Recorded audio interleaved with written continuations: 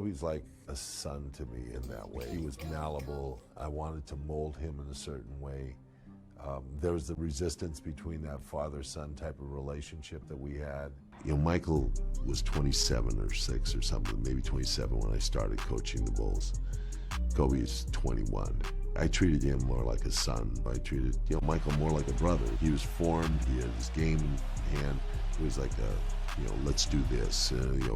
With Kobe, it was more, I want you to do this. Now, Phil, I understand you agree with Michael Thompson when Michael screams to everybody that Kobe has better basketball skills than Michael Jordan. Do you agree with that? He does. The thing about Michael is that Michael would go on he would go on a scoring tear. He would go on like a retribution night, where I got to go after their leading scorer tonight because he and I are matched up and I need to take him down a notch to hurt this team type of thing.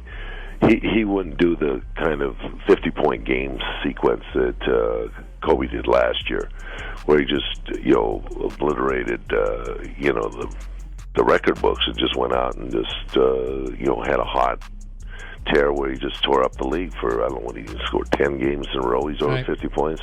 How many was it? Well, I think he had the 4 straight over 50, and then there was a 9 in a row of 40 or more. Yeah. He was berserk.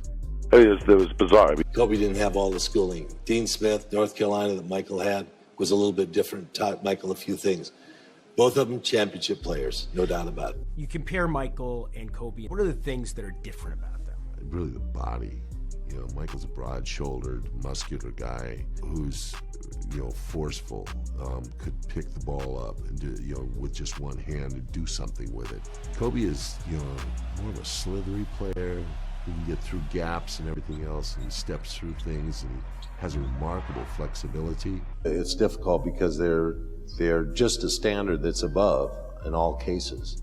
Kobe was 21 when I got to the Lakers. He was a kid developing, never played college basketball, been a high school basketball player that could do what he wanted to do basically on the floor. And I asked him to be a point guard or the lead guard, set up an offense that was going to feature Shaquille O'Neal. So he had to take a different role entirely. Kobe was still a dominant force on that team. It says something about the dynamism of these two guards that, in fact, Michael compares Kobe as the only one that he could really say met his standards as a player and a guy that worked hard at his game. And that's very true. They worked very hard. They're dedicated. And I think it comes out pretty even for both of them.